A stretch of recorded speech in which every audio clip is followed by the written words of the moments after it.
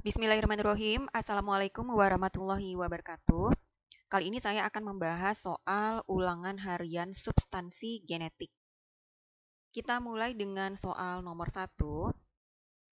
Langsung ke pertanyaannya, komponen yang merupakan penyusun DNA itu adalah. Nah, kita sudah belajar sebelumnya ya bahwa komponen penyusun DNA itu terdiri dari gulanya deoksiribosa. Berarti harus ada nomor 1. Kemudian, nomor 2, gulanya ribosa. Ini adalah penyusun RNA. Berarti harus ada nomor 1, tidak boleh ada nomor 2. Karena nomor 2 bukan penyusun DNA. Ya, harus ada nomor 1, tidak boleh ada nomor 2. Berarti jawabannya tinggal B dan C. Kita lanjut nomor 3. Fosfat itu dimiliki baik DNA dan RNA.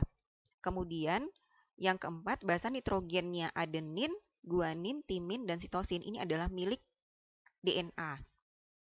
Dengan demikian, jawabannya adalah nomor 1, nomor 3, dan nomor 4. Ya, nomor 1, nomor 3, dan nomor 4 ya yang B. Lanjut dengan soal nomor 2. Langsung ke pertanyaannya, bagian yang dinamakan dengan kromatid itu adalah, nah kromatid itu sudah saya jelaskan, salah satu dari dua lengan yang dimiliki oleh kromosom. Ya, salah satu dari dua lengan yang dimiliki oleh kromosom. Jadi mulai dari atas, sini, terus sampai ke bawah, ini adalah kromatid. Kemudian mulai dari atas sini, terus sampai ke bawah sini, itu adalah kromatid.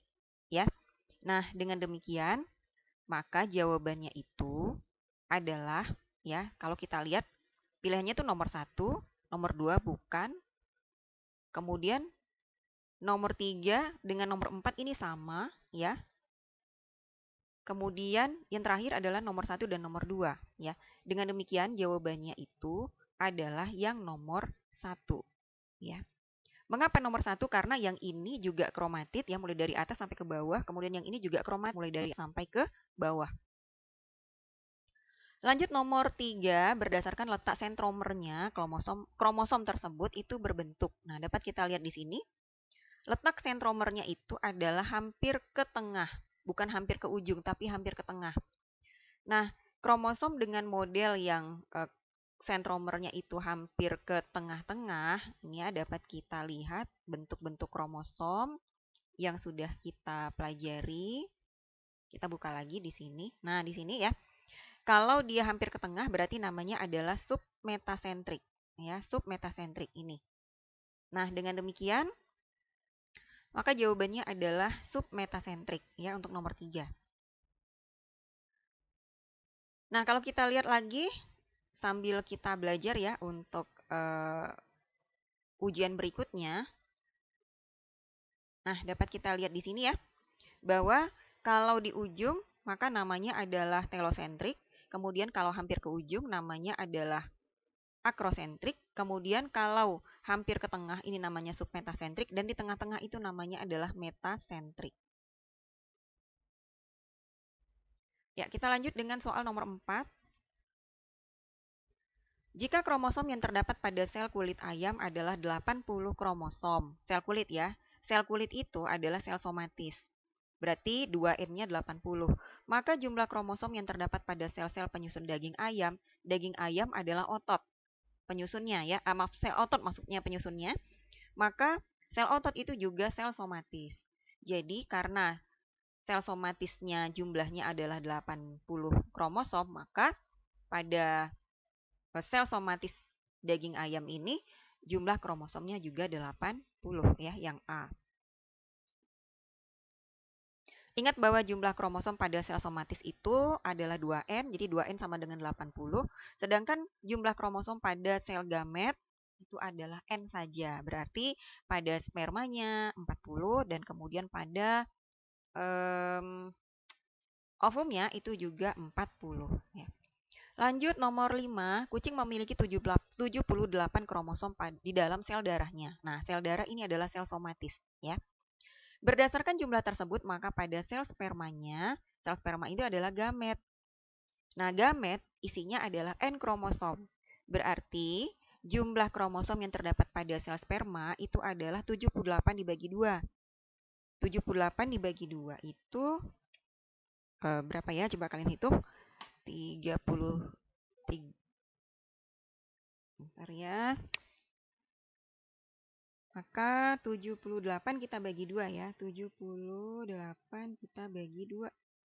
Hasilnya adalah 39 ya. Berarti jumlah kromosom yang terdapat pada sel spermanya itu adalah 39. Nah, 39 itu terdiri dari autosom dan gonosom. Autosom jumlahnya itu adalah 38 dan gonosom itu jumlahnya cuma 1. Nah, berarti jawabannya adalah 38 dan 1 gonosom. 1 gonosomnya karena sperma, gonosomnya ada 2 macam, bisa X, bisa Y. Maka jawabannya adalah 38 autosom dan 1 gonosom X atau 1 gonosom Y. Ya. Kalau yang D ini adalah yang terdapat pada ovumnya. Ya, yang C ini adalah yang terdapat pada spermanya, ya. Oke, nomor 5 sudah tahu jawabannya. Nomor 6. Berdasarkan gambar tersebut, nukleotida penyusun rantai DNA itu adalah berjumlah titik-titik. Ya. Nukleotida penyusun rantai DNA-nya itu satu nukleotida terdiri dari 1 gugus fosfat, 1 gugus gula, deoksiribosa, dan 1 gugusan basa. Harus lengkap ya. Berarti ini adalah 1 nukleotida ya. Coba saya lihatkan dulu. Nah, ini 1 nukleotida di sini. Kemudian ini 1 nukleotida. Nah, kemudian yang ini 1 nukleotida. Pokoknya 1 nukleotida terdiri dari 1 gugusan fosfat, 1 gugusan gula, sama 1 gugusan basa. Nah, yang ini. Ya. Dengan demikian, maka jumlah nukleotidanya pada gambar ini itu adalah 4, bukan 6. Karena yang ini tidak ada teman-temannya. Harusnya ini fosfat harus ada gulanya, harus ada basa nitrogennya. Ya. Jelas ya? Oke, kita hapus dulu. Kita lanjut dengan soal nomor 7. Ya. Berdasarkan urutan gambar tersebut, jika nomor 5 adalah guanin, oke ya, 5 adalah guanin. Nah, dengan demikian berarti nomor 8-nya itu pasti sitosin. Kemudian kalau nomor 7-nya itu adalah timin, berarti nomor 6-nya itu adalah adenin. Ya. Berarti nomor 6-nya itu tadi adalah adenin karena nomor 7 adalah timin ya, berarti nomor 6 adenin, kemudian nomor 8-nya itu adalah sitosin ya. Cari yang nomor 6 adalah adenin, kemudian nomor 8 adalah sitosin. Adenin, sitosin. Jawabannya berarti B ya. Nah, sudah jelas di sini. Kalau nomor 1 itu adalah fosfat, nomor 2 itu adalah gula deoksiribosa. Nomor 3 juga fosfat, nomor 4 juga gula deoksiribosa. Oke, lanjut nomor 8. Pada nomor 8, kita lihat basa nitrogen pada DNA dihubungkan dengan ikatan hidrogen. Ikatan yang lebih sulit diputuskan yaitu ikatan antara yang ikatan hidrogennya 3. Mengingat kembali pembelajaran kita, coba kita lihat lagi ya. Di mana DNA itu ikatannya tetap antara adenin dengan timin, kemudian guanin dan sitosin ya. Nah, yang memiliki ikatan rangkap 3 itu adalah antara guanin dan sitosin. Sedangkan antara adenin dengan timin ikatan hidrogennya adalah 2 rangkap saja. Jadi yang lebih sulit diputuskan adalah ikatan antara G dengan C ya. Oke, sudah jelas? G dengan C, berarti C dengan G, yang E ya. Lanjut nomor 9. Basa nitrogen yang termasuk dalam ikatan pirimidin berikut ini adalah golongan basa nitrogen. Dapat kita lihat lagi di pembelajaran kita bahwa, nah di sini ya, basa purin itu terdiri dari adenin dan guanin, kemudian basa pirimidin terdiri dari timin dan sitosin. Nah, dengan demikian maka golongan pirimidin adalah timin dan sitosin, yaitu C dengan T, yang B ya. Kemudian nomor 10. Pada nomor 10, kalian disajikan suatu segmen DNA dengan urutan 5 aksen, 3 aksen. Nah, ini bukan template ya. Nah, ingat bahwa template 3 aksen, 5 aksen. Tapi kita lihat pertanyaan nomor 10. Nomor 10 pertanyaannya urutan bahasa DNA komplemennya, berarti komplemen dari ini adalah yang 3 aksen, 5 aksen. Itu adalah, ingat bahwa T pasangannya adalah A pasangannya T, G pasangannya C, dan C pasangannya G, ya. Maka hasilnya untuk DNA komplemennya itu urutannya 3 aksen, 5 aksen. Ya, 3 aksen, 5 aksen. 3 aksen, 5 aksen ini adalah template. Jadi di sini saya sudah jawab bahwa urutan 3 aksen, 5 aksen komplemennya itu namanya template. Urutannya seperti ini ya. Pertama AAA, kemudian TAC, TGT, CTC, GGT, AAT, TTA, GAA, kemudian ACT, dan TAG. Ingat bahwa T pasangannya A pasangannya T, G pasangannya C, dan C pasangannya G. Ya. Dengan demikian coba kita ingat AAA-TAC ya. AAA-TAC. AATAC ada 2. Oke ya. Kita lanjut kesalahannya. Yang A. Nah, di sini ada GGA ya. Oke ya. GGA. Sekarang kita lihat lagi jawaban kita tadi. Bukan GGA tetapi GGT. Ya, GGT. Bukan GGA. Sebelahnya sama ya. AAT. Oke ya. Nah, dengan demikian maka jawaban untuk nomor 10 itu adalah yang A. Ya, yang A. Karena kesalahannya tadi yang B nih di sini ya, kesalahannya nih. Oke, lanjut lagi nomor 11. Jadi harus teliti ya. Siswa-siswi yang saya banggakan harus teliti ya. Nomor 11, jika segmen basa nitrogen tersebut ditranskripsi, ingat transkripsi itu adalah proses pembentukan RNA dari DNA template, bukan dari DNA 5 aksen 3 aksen, tapi dari DNA template.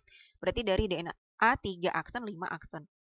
Maka kodon yang dibawa oleh mRNA memiliki urutan basa yang bagaimana ya.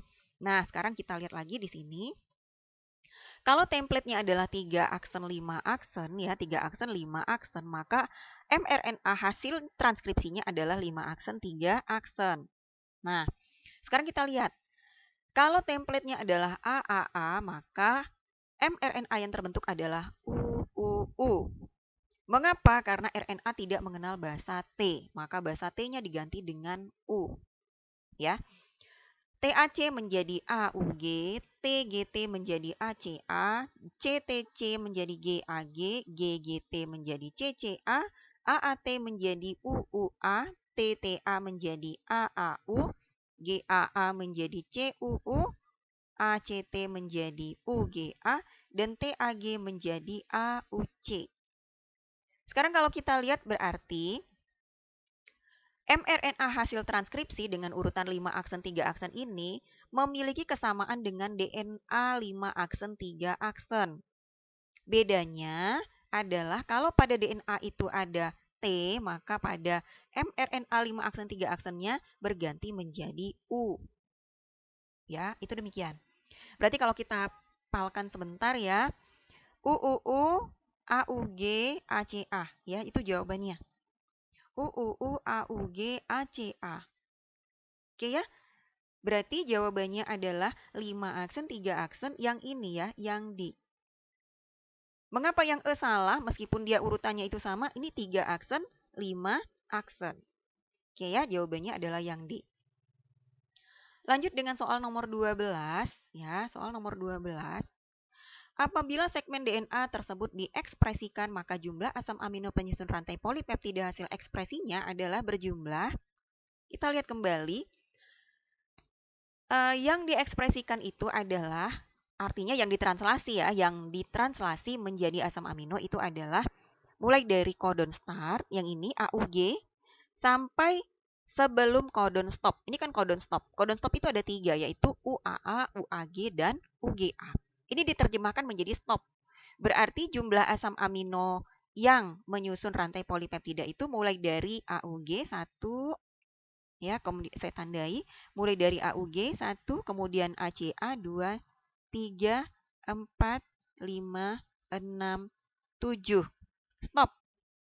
UGA-nya tidak terhitung karena UGA itu adalah codon stop ya. Berarti 1 2 3 4 5 6 7 ya. Berarti ada 7. Nah, kita kembali lagi ke soal 7 ya, yang D. Oke. Jawabannya sudah ada. Lanjut dengan nomor 13 ya. Nomor 13 ini soal hitungan sederhana. Seorang siswa melakukan penelitian untuk mengetahui jumlah basa-basa nitrogen penyusun DNA suatu sel. Yang telah berhasil diketahui adalah jumlah basa nitrogen sitosin, C ya, yang berjumlah 335. Padahal total seluruh basa nitrogen itu adalah 1.500. Berdasarkan data tersebut dapat disimpulkan bahwa rincian basa nitrogen lainnya masing-masing berjumlah titik-titik ya. Sekarang kita lihat hitungannya ini seperti ini. Di mana sitosin jumlahnya 335, total basanya 1.500. 1.500 itu terdiri dari adenin, timin, guanin, dan sitosin. Di mana kita ketahui G sama dengan C jumlahnya, kemudian jumlah A sama dengan jumlah T. Maka, karena C 335, maka G itu 335. Nah, dengan demikian berapakah A dengan T? Karena totalnya A plus T plus G plus C adalah 1.500, maka A dengan T adalah 1.500 dikurang G dan dikurang C. Ya, berarti sisanya 830. Nah, karena A sama dengan T jumlahnya, maka A 415 dan T juga 415. Ya. Nah, sekarang berarti A 415, T 415. Jawabannya adalah yang C. Mengapa? Karena timinnya harusnya 415. Oke, lanjut nomor 14. Saat DNA melakukan replikasi, enzim yang mengkatalis pemasangan nukleotida hingga terbentuk DNA yang baru itu adalah, kalau bikin DNA maka enzimnya DNA polimerase. Kalau bikin RNA, enzimnya RNA polimerase. Helikase adalah enzim untuk membuka heliks ganda pada DNA. Ligase ini adalah enzim yang berfungsi untuk menyambungkan potongan DNA ya. Kemudian enzim restriksi endonuklease ini adalah sebaliknya dari ligase, yaitu enzim yang berfungsi memotong DNA. Khususnya adalah memotong ikatan antara nukleotida yang satu dengan nukleotida yang lain, yaitu ikatan fosfodiester ya. Lanjut dengan nomor 15. Pernyataan yang benar berikut ini adalah, coba kita lihat satu persatu. DNA terdiri atas polinukleotida tunggal. Salah ya. Kemudian B, basa nitrogen penyusun RNA adalah adenin, guanin, timin, dan sitosin. Salahnya di timin. Ya, ini salahnya di tunggal. C, RNA dibentuk oleh DNA melalui proses translasi. Salah, harusnya proses transkripsi. Gula pentosa penyusun DNA adalah deoksiribosa. Nah, ini benar. Coba kita lihat yang E, salahnya. Nukleotida RNA tidak memiliki gugus fosfat. Salah. Semua nukleotida memiliki gugus fosfat dan gugus gula gugus gula ya. Gugus gula dan juga gugus basa nitrogen ya. Oke, lanjut dengan soal nomor 16 ya. Soal nomor 16, pernyataan yang benar tentang fungsi RNA berikut adalah. Nah, RNA ada 3 macam ya. Ada rRNA, ada mRNA, dan ada tRNA ya. Sekarang kita lihat rRNA fungsinya bukan membawa kodon. Yang membawa kodon itu adalah mRNA. tRNA berfungsi membawa kodon dan asam amino, bukan ya. Sekali lagi yang membawa kodon adalah mRNA. mRNA berfungsi membawa antikodon, bukan. Yang membawa antikodon itu adalah tRNA. mRNA berasal dari hasil transkripsi rRNA, bukan hasil transkripsi DNA ya. Kemudian rRNA merupakan tempat terjadinya translasi. Nah, yang benar itu adalah yang E ya. Yang lain yang salahnya sudah saya jelaskan. Nomor 17, ekspresi gen berlangsung dalam 2 tahap, yakni transkripsi dan translasi. Proses transkripsi itu terjadinya adalah di dalam nukleus. Ya. Yang terjadi di dalam sitoplasma, tepatnya adalah pada ribosom yang terdapat pada sitoplasma, itu adalah translasi. Oke, lanjut nomor 18. Tahapan ekspresi gen atau sintesis protein adalah sebagai berikut. Urutan tahapan dalam sintesis protein yang benar itu adalah, baik ya, sekarang kita lihat. Proses sintesis protein itu dimulai dari DNA membentuk RNA terlebih dahulu, yaitu melalui proses transkripsi. Oke ya. Apabila RNA telah terbentuk, maka selanjutnya RNA itu merupakan RNA duta. Nah, RNA duta itu adalah berfungsi membawa kodon. Maka, setelah RNA duta itu siap membawa kodon, maka RNA duta akan meninggalkan nukleus menuju ke sitoplasma. Maka urutannya adalah 1 dan 4. Nah, jawabannya kita sudah tahu B. Setelah itu, apabila sudah meninggalkan nukleus menuju sitoplasma lalu melekat pada ribosom, maka yang terjadi selanjutnya itu adalah RNA T itu akan membawa asam amino dari sitoplasma ke ribosom sesuai dengan kodon yang dibawa oleh RNA duta. Maka yang selanjutnya terjadi adalah asam-asam amino dirangkai sesuai dengan urutan kodon pada RNA duta. Dan yang terakhir, nomor 3, yaitu kodon stop akan bertindak sebagai terminator dan terbentuklah molekul protein. Oke ya. Nomor 19. Setelah DNA melakukan replikasi, apabila DNA tersebut berkondensasi atau memadat, maka yang akan terlihat itu adalah, kita ingat kembali pembelajaran kita. Kalau dia sudah memadat, sudah bereplikasi, ya, replikasi seperti ini, dan kemudian terjadi pemadatan, maka hasilnya adalah seperti ini, ya, yaitu kromosom yang memiliki 2 kromatid, ya, kromosom dengan 2 kromatid, yang B. Nomor 20. Pernyataan yang benar berikut ini adalah, kita lihat satu persatu. Gen yang terdapat pada sel kulit manusia tidak sama dengan kromosom yang terdapat pada sel ototnya. Harusnya adalah sama, ya. Mengapa sama? Nah, sekarang kita lihat lagi mengapa samanya. Balik lagi ke pembelajaran kita. Karena kita itu berasal dari zigot. Di mana zigot itu membelah menjadi 2, menjadi 4, menjadi 8, dan menjadi banyak, lalu menjadi janin. Maka gen yang terdapat pada sel seluruh tubuh janin itu adalah sama persis dengan yang terdapat pada zigot. Maka gen-gennya itu juga sama, mulai dari ujung sel-sel yang terdapat pada ujung kepala sampai ujung kaki itu sama. Sampai janin menjadi kita, maka gen-gen yang terdapat pada sel-sel yang terdapat pada ujung kepala sampai ujung kaki kita itu adalah sama persis. Oke ya, kita lanjutkan lagi. Yang B. Jumlah kromosom pada sel darah putih manusia tidak sama dengan jumlah kromosom pada sel tulangnya. Semuanya sama ya. Jumlah kromosom yang terdapat C, jumlah kromosom yang terdapat pada sel kulit kepala manusia sama persis dengan jumlah kromosom yang terdapat pada sel spermanya. Nah, ini adalah salah. Ya, yang C salah. Yang B benar. D, gen yang terdapat pada sel jantung manusia sama persis dengan gen yang terdapat pada ovumnya tidak sama.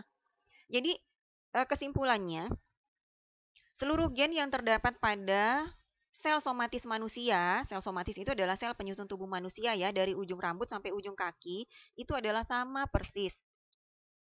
Yang beda hanyalah yang terdapat pada sel gamet.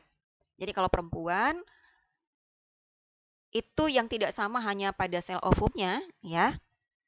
Yang lainnya semuanya sama. Kemudian kalau pada laki-laki itu yang terdapat pada sel spermanya. Itu yang berbeda dengan sel yang terdapat pada sel tubuhnya. Oke ya, sudah jelas nomor 20. Jawabannya yang B. Maaf, saya salah ya, maaf. Yang B itu jumlah kromosom pada sel darah putih manusia tidak sama dengan jumlah kromosom pada sel tulangnya. Harusnya sama ya. Lanjut lagi dengan yang D. Gen yang terdapat pada sel jantung manusia itu salah ya. Oke, sudah dibahas tadi. Gen yang terdapat pada sel mata manusia sama persis dengan gen yang terdapat pada sel lidahnya. Sel mata adalah sel somatis, sel lidah juga sel somatis, berarti gennya sama persis. Oke, jawabannya yang E. Maaf, saya ralat ya. Nomor 21, tahap inisiasi transkripsi itu ditandai dengan menempelnya RNA polimerase, transkripsi loh ya, yaitu proses pembentukan RNA dari DNA. Yaitu menempelnya RNA polimerase bukan pada kodon start, tapi pada daerah promoter. Ya, yang D jawabannya. Lanjut lagi nomor 22, Apabila terjadi perubahan pada susunan DNA, maka pernyataan yang benar berikut ini itu adalah, ya, pernyataan yang benar berikut ini adalah apabila terjadi perubahan susunan DNA, ya. Oke, yang A, tidak akan terjadi perubahan sifat, pasti terjadi perubahan sifat. Karena DNA-nya berubah, maka hasil ekspresi gennya pasti berubah. B, protein hasil ekspresi DNA tersebut akan sama dengan hasil ekspresi DNA sebelum mengalami perubahan. Tidak. Pasti beda mengikuti DNA setelah mengalami perubahan. Kemudian yang C, kodon yang dibawa oleh mRNA hasil transkripsi itu juga berubah. Iya, jadi kalau DNA-nya berubah, maka kodon yang dibawa oleh mRNA hasil transkripsi itu juga akan berubah. D, DNA tidak akan dapat bereplikasi. Salah ya, tentu tetap dapat bereplikasi, hanya hasil replikasinya sesuai dengan perubahan DNA-nya. Proses transkripsi tidak akan terjadi, tetapi hasil transkripsinya mengikuti perubahan susunan DNA-nya. Oke ya. Nomor 23. Nah, ini adalah soal terapan. Pemecahan kasus kriminalitas saat ini telah populer dengan menggunakan teknik DNA fingerprinting atau tes DNA. Berikut salah satu contoh hasil DNA fingerprinting pada penyelesaian suatu kasus kriminalitas. Oke ya, dapat kita lihat di sini. DNA crime-nya atau DNA yang melakukan tindak kriminalitasnya punya urutan fingerprinting seperti ini. Berarti nomor 1 itu tidak sama dengan DNA yang melakukan tindak kriminal. Kemudian suspek 2 atau orang 2, nah ini sama. Oke ya. Orang nomor 3 beda, ya, beda. Mengapa di sini bedanya nih, yang ini beda. Nomor 4 juga beda. Berarti yang melakukan tindakan kriminal pasti nomor 2 nih. Kita lihat pertanyaannya ya. Berdasarkan profil DNA fingerprinting tersebut, maka pelaku tindak pidananya adalah nomor 2. Mengapa? Karena nomor 2 tuh yang sama persis ya dengan DNA yang melakukan tindakan kriminal. Oke ya, nomor berikutnya. Nomor 24. Pada gambar beberapa sel berikut, sel yang tidak memiliki nukleus sehingga tidak dapat dijadikan sebagai sel sumber DNA dalam penanganan kasus tindak kriminalitas, itu sudah saya jelaskan pada video pembelajaran, yaitu eritrosit. Mengapa ya? Karena eritrosit itu tidak memiliki nukleus, jadi tidak ada DNA-nya. Ini tidak bisa, ya. Berarti jawabannya adalah nomor 1. Mungkin mengingat kembali, nomor 2 ini adalah sel darah putih, ya. Kemudian nomor 3 ini adalah sel otot polos, kemudian nomor 4 adalah sel otot lurik, dan nomor 5 adalah sperma. Sperma ada nukleus ya. Jadi bisa juga digunakan untuk tes DNA. Oke. Nomor 25. Perhatikan pernyataan-pernyataan berikut. Langsung ke pertanyaannya. Proses translasi ditunjukkan oleh pernyataan-pernyataan yang terdapat pada angka. Translasi adalah penerjemahan kodon. Berarti bukan pembentukan RNA. Kemudian memerlukan bantuan enzim polimerase. Tidak ya. Kalau enzim polimerase ini digunakan untuk membentuk RNA. Memerlukan tRNA, sudah jelas translasi itu dilakukan oleh tRNA dan memerlukan ribosom tempat terjadinya proses translasi. Berarti jawabannya 3 dan 4. Lanjut nomor 26, dalam sintesis protein, kodon yang berfungsi sebagai kodon start itu adalah AUG. Sedangkan kodon stop terdiri dari UAA, UAG, dan UGA. Itu kodon stop. Kalau yang ini bukan kodon start dan kodon stop ya. Lanjut nomor 27, DNA dan RNA memiliki kesamaan dalam hal yang sama antara DNA dan RNA itu adalah jenis fosfat penyusunnya sama. Basa nitrogennya beda, gula penyusunnya beda, rantai polinukleotidanya beda ya.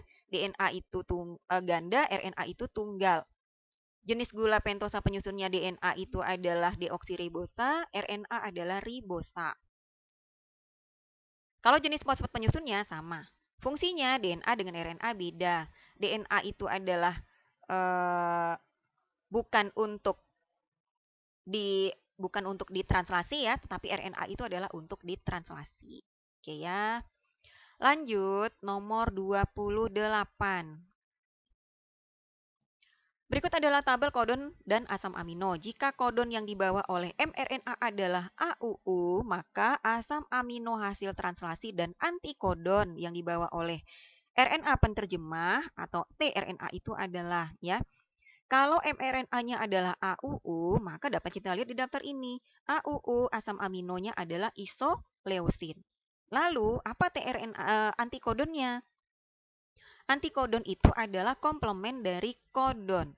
Berarti kalau kodonnya AUU, maka antikodonnya adalah UAA. Ingat ya, A jadi U jadi A. Berarti UAA. Isoleucid dan UAA ya, yang D.